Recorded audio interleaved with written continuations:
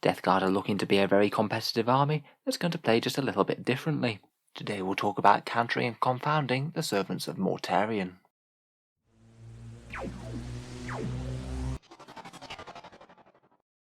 Hello and welcome back to Auspex Tactics, the strategy-focused 40k channel, where we're all about getting the most out of our miniatures on the tabletop. With the new Death Guard Codex details that we saw the other week, it does look like they're shaping up to be pretty scary.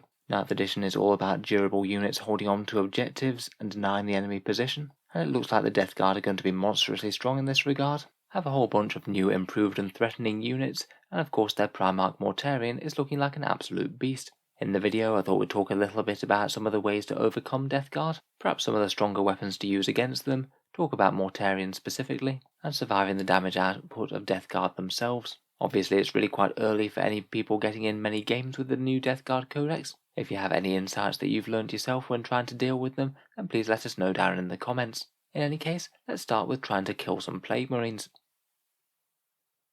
So in general within the Death Guard Codex, the majority of the codex tends to be either toughness 5 infantry with decent armor, multiple wounds and -1 damage, or demon engines that are toughness 7 or 8, again packing 3+ armor and invul saves. I'm sure there might be some poxwalkers included as cheap chaff, but between these quite common profiles and disgustingly resilient being an army-wide special rule, there are some weapons that might be more worth consideration than others.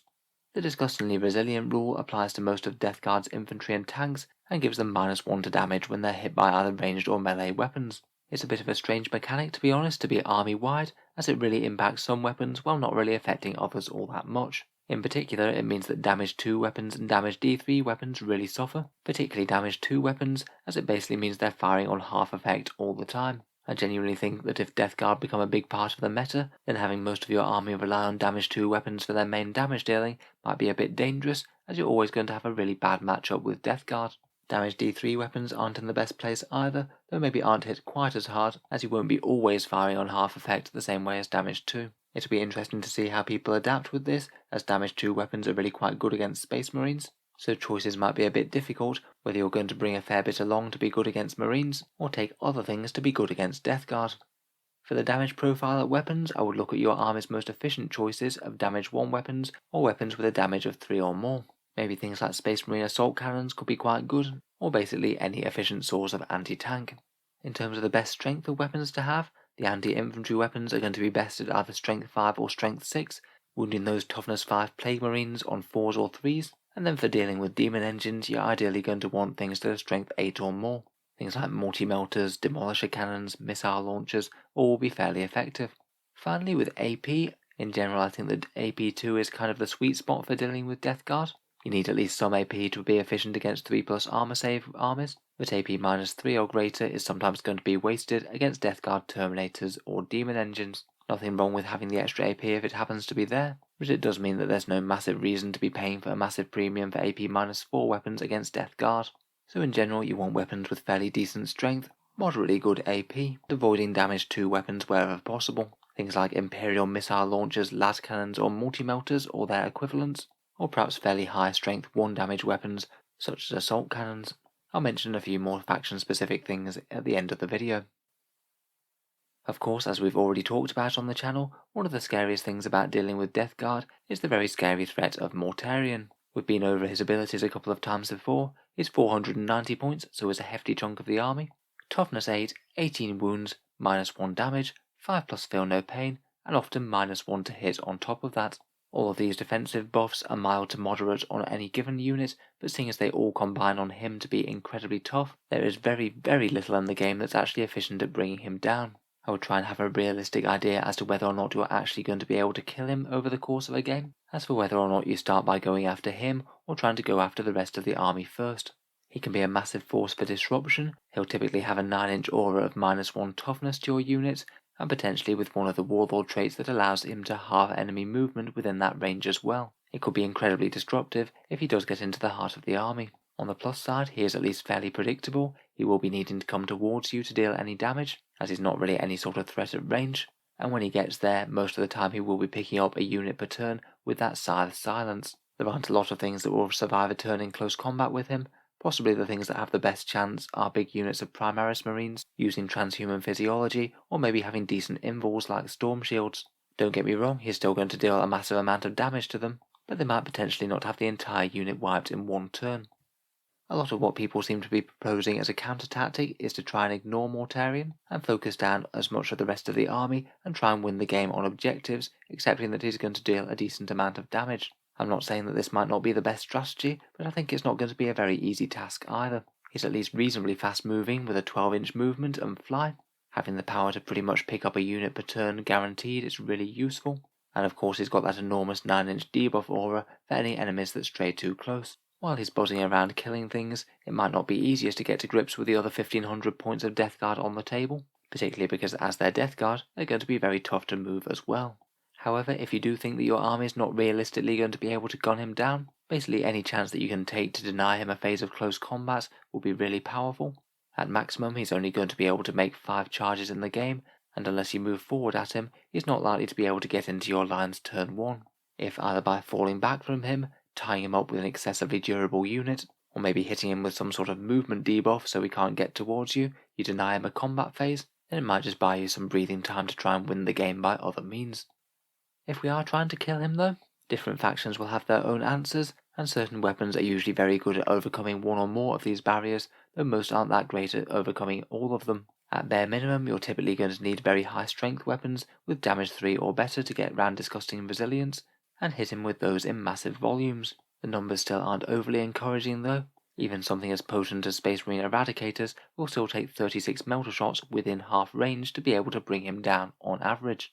Really big anti-Titan weapons could also be useful against him. Anything with really big damage can be particularly good, as it means that Disgustingly Resilient will have very little effect.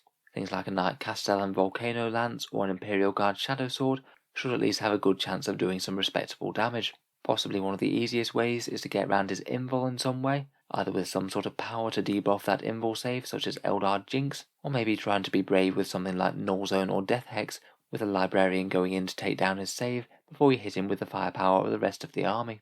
Again, we'll go over some faction-specific things in a second, but perhaps one of the only models in the game that is truly efficient against killing Mortarion is the Catan Shard of the Nightbringer. He has high strength, high damage attacks, ignores invuls and feel no pain, and even better, he's invincible to being killed in a single fight phase.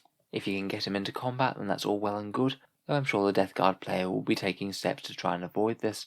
In general though, I would accept that Mortarion is likely to be a problem to most armies out there, and I'd either commit to trying to gun him off the table as soon as humanly possible, or playing the objective game, ignoring him where possible, and dedicating your firepower to everything else. As well as trying to kill the enemy army, it also helps if you're not going to be gunned down by Death Guard themselves, who for all their durability don't tend to have quite as much damage output, at least compared with some other armies.